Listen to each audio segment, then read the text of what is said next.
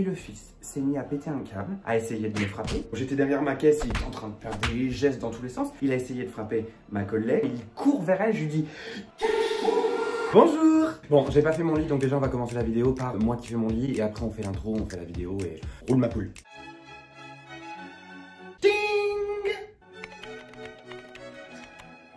Ah bah, je vous avais oublié. Donc bienvenue dans cette nouvelle vidéo pour une partie 2 de mes anecdotes de commerce qui m'a été demandée à peu près 368 772,87 fois.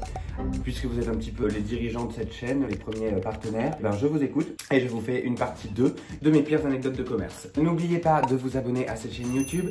Il faut absolument qu'on arrive à détrôner Squeezie ensemble, je me dis qu'on peut y arriver. Moi et il faut aussi absolument que vous vous abonniez sur Instagram, sur TikTok et que vous laissiez un commentaire en disant votre liste de courses. Parce que dis-moi qui tu manges, je te dirai qui tu es.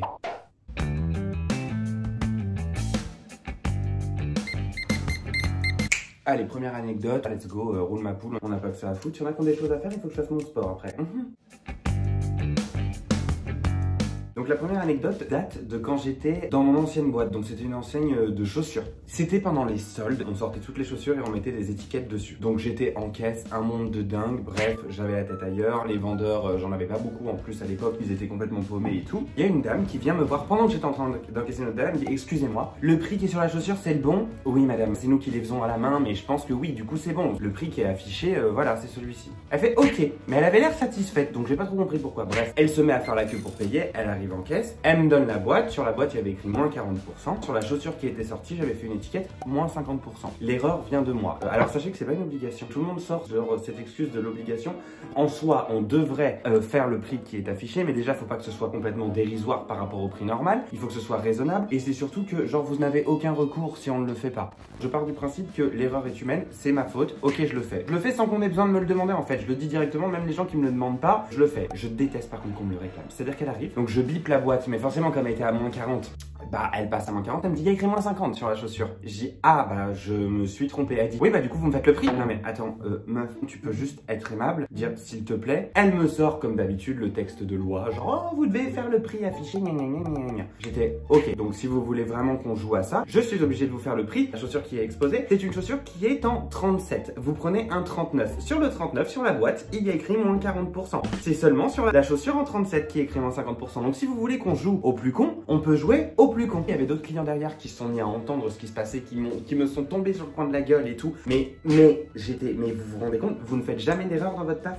En plus, je suis du genre à faire cette putain de ristourne. Juste rester poli. Pourquoi vous me tombez dessus comme ça? En fait, ce que je remarque, c'est quand les gens veulent un truc, ils l'exigent d'une mauvaise manière. En fait, vous prenez la chose complètement à l'inverse. Je pense qu'on s'est pas bien compris. C'est-à-dire que quand vous demandez un service, quelque chose, justement, soyez aimable. Genre, bah là, vous avez fait l'erreur. Vous pouvez peut-être me faire au prix qui est affiché. Et j'aurais dit, oui, pas de souci, madame, l'erreur provient de moi. Donc voilà, c'est une petite anecdote qui était très sympa. Très sympathique, j'ai adoré.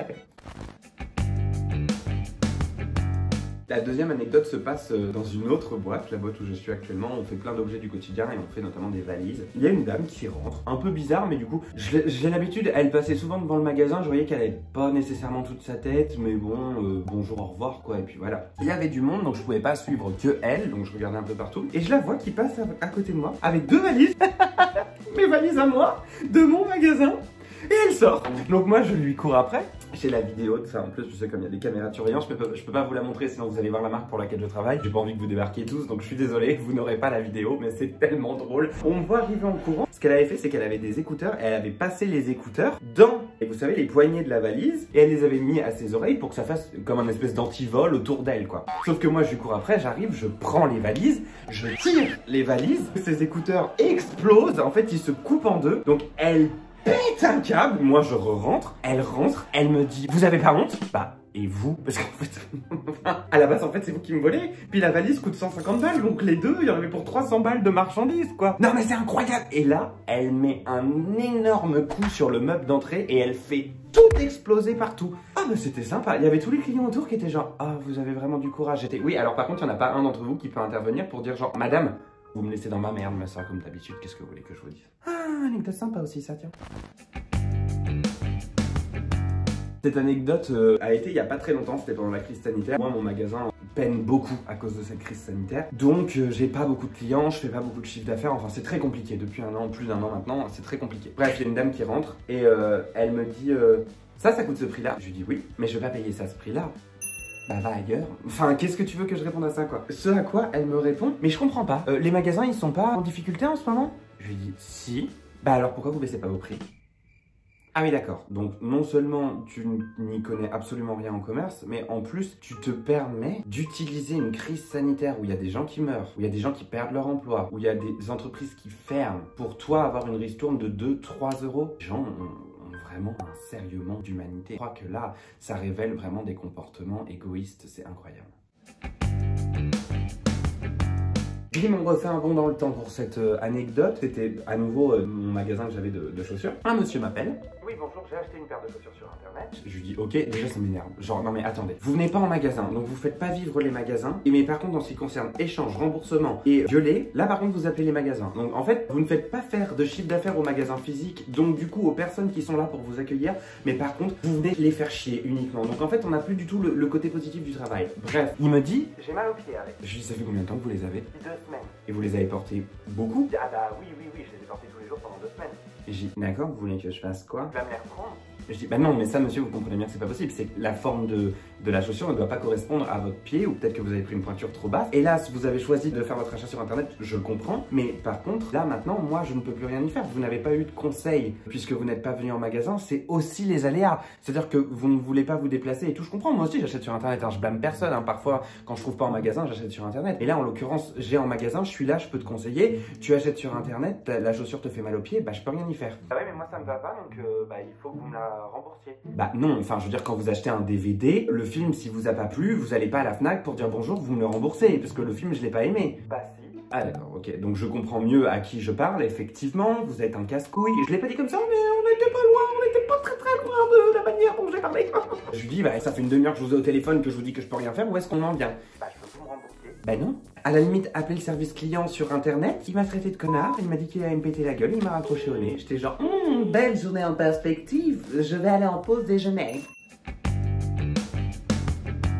Quand on travaille pas dans le commerce, on comprend pas forcément et parfois on peut faire des erreurs en tant que client. Internet et les boutiques, c'est deux choses complètement séparées. Et j'avais régulièrement des personnes, là en l'occurrence une dame qui arrive, qui me dit j'ai acheté cette chaussure sur internet. Déjà ça m'énerve, putain, tu ne veux pas te déplacer en boutique pour acheter, mais là tu as le courage de venir pour gueuler, je comprends pas. Ça c'est un truc que je comprendrai jamais. Putain mais le contact humain, genre justement, le contact humain, faites en sorte qu'il soit positif, donc du coup, enfin je sais pas, bref. Elle me dit donc je l'ai acheté il y a, je sais pas, 1 mois. Et maintenant elle est en promotion en magasin. Donc du coup, bah, je veux me la faire rembourser puis je veux la racheter mais au prix en magasin. Je lui explique, je dis mais madame, vous avez conscience qu'à cause de comportements comme ça, les magasins physiques sont tous en train de mourir en fait. Elle me dit, oh non mais ça en fait c'est pas mon problème. Bah c'est pas ton problème, peut-être qu'un jour ça le sera en fait. Le principe d'une promotion, je suis désolé, moi aussi parfois j'ai acheté des trucs qui le lendemain ou 3-4 jours après, ça se retrouvait en promotion. Mais c'est le principe d'une promotion en fait, c'est le principe même d'une promotion. C'est triste, toi tu l'as eu plein pot, il y en a d'autres qui l'auront eu pas plein pot. Et pareil, elle a pas pété un scandale en magasin. En fait au bout d'un moment, bah tu fais. Parce que légalement, oui, on peut le faire. Mais vous comprenez bien que là par contre, non seulement c'était une nouvelle fois pas demandé aimablement, mais en plus, tu nous fais crever.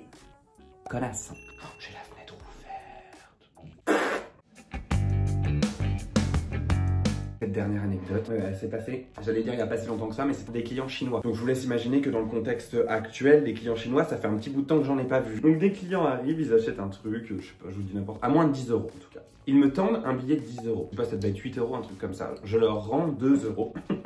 Ils étaient persuadés qu'ils m'avaient donné un billet de 50 euros. Donc ils sont mis à me péter un scandale. Il y avait la mère, le père et le fils. La mère et le père commencent à péter un câble. Le fils commence à s'énerver. Alors le fils, pas le fils de 10 ans, hein, le fils d'une vingtaine d'années, commence à s'énerver aussi en mandarin. Donc je ne comprenais absolument rien. Il ne parlait pas un pet d'anglais. Ils arrivaient à se faire à peu près comprendre. Et je comprends à un moment que le mec me dit, le père, je vais au commissariat. Allez-y. Pour être sûr que je me sois pas trompé, dans ma caisse, j'ai regardé, je n'avais aucun billet de 50. Je leur dis non, je n'ai pas de billet de 50 en caisse. Ils ne me croyaient pas. Je vais voir les caméras de surveillance et on voit, quand je prends les billets, on voit que c'est un billet de 10 et pas un billet de 50. Sauf que je n'ai pas le droit de les faire descendre en réserve pour leur montrer les caméras. Donc ils devaient juste me croire en fait. Donc ils vont au commissariat. Moi, j'ai pas peur. Je me dis, eux, là, pour le coup, j'ai le droit de les faire descendre. Je leur montre les caméras, je leur montre ma caisse. Je leur dis, enfin là, moi, je ne risquais rien. Mais bon, le mec part et il part. Mais il est parti, le commissariat est juste à côté de mon magasin.